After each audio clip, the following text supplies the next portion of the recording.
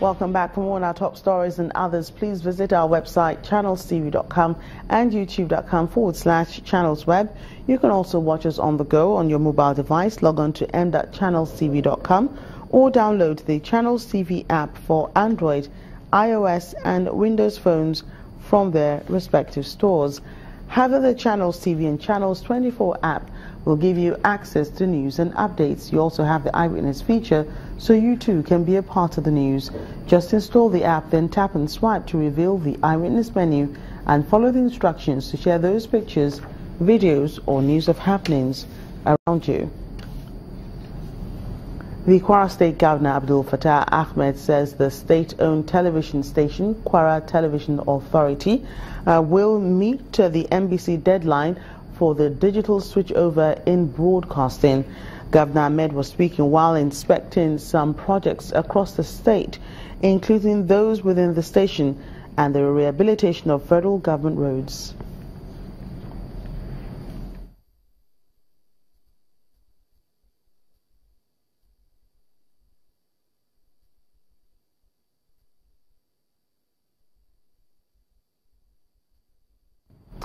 We'll bring you that story later. Let's just move on now. The enlarged caucus of the All Progressives Congress in Kaduna State has passed a vote of confidence on President Muhammadu Buhari and the state governor Nasir El-Rufai and their policy directions and style of governance. These were part of resolutions reached at the end of a meeting of the state caucus held in the state capital. The caucus also dismissed insinuations that there is division among its members, but insists that they are united and therefore won't be distracted by those who hide under the guise of criticism to pull down the APC government in the state. This is the third caucus meeting of the Kaduna State chapter of the All Progressive Congress APC since it came into power in 2015. The caucus is the highest decision-making organ of the party in Kaduna State. The essence of the gathering is to appraise the performance of the APC-led administration in delivering good governance to the people. Governor Malam Nasir El-Rufai is doing all its best to see that Kaduna State gets all the dividend of democracy. Preparation for the local government elections slated for July also made the discussion. How we can bring the party together from the world level in terms of mobilizing everybody, because in the next 4 months, hopefully we're expecting to have our local government election. We discussed that also is very well, and I can assure you we don't have any problem at the moment. At the end of the meeting, journalists asked for clarification on the leaked memo which the governor El-Rufai wrote to the president, Muhammadu Buhari. It's just an agreement between the president and the state governor that he should write the memo to him. And someone decided to leak the memo because of their own personal interest and not because of the interest of moving Nigeria. An opposing group, APC Akida, has contrast view on the matter. In our view, it is total disrespect. It is discourteous. It is shocking. Members of the APC executive in Kaduna State have said that the party is intact and the state is set for the forthcoming LG elections. Let's get more from Kwara State now, where the state governor Abdul Fattah Ahmed says the state-owned television station, Kwara Television Authority, will meet the NBC deadline for the digital switchover in broadcasting. He was speaking while inspecting some ongoing projects across the state, including some of those being carried out in the station. He assured of quality and prompt delivery of all projects going on in the state.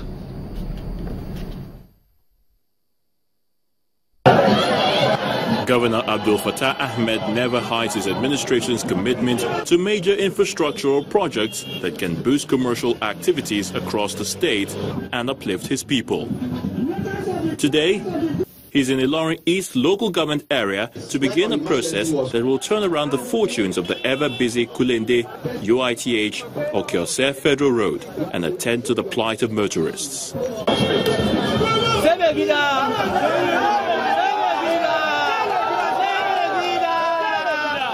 Over Over the years, Ilorin Metropolis has witnessed tremendous population growth, leading to increased pressure on infrastructure such as this road.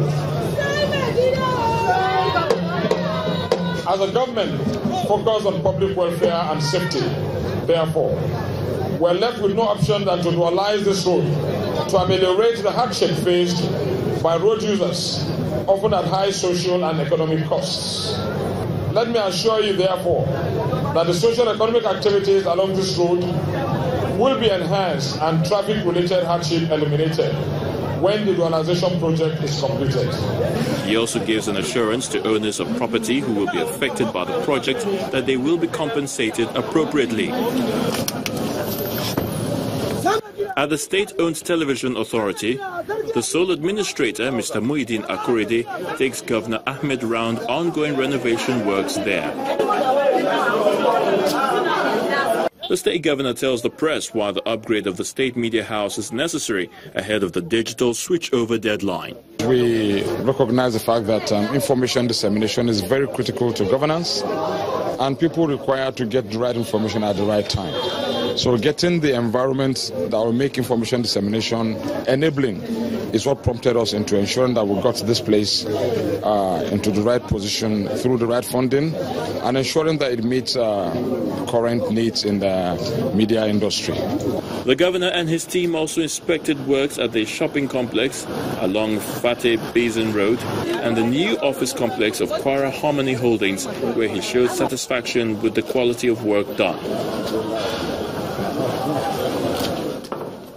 Elsewhere, Ekiti State Governor Ayodele Fayose has given 184 million naira to 21 communities to execute community development projects.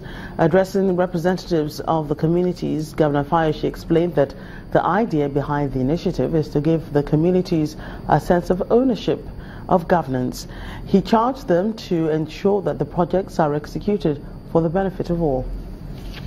Representatives of 21 communities in Ekiti State at a meeting with the state governor. They are beneficiaries of the State Community and Social Development Agency.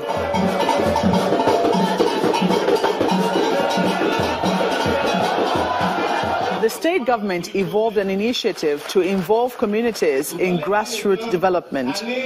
The benefiting communities are expected to execute a minimum of 3 micro projects in their community development plans. The project will be monitored by the Community and Social Development Agency. As a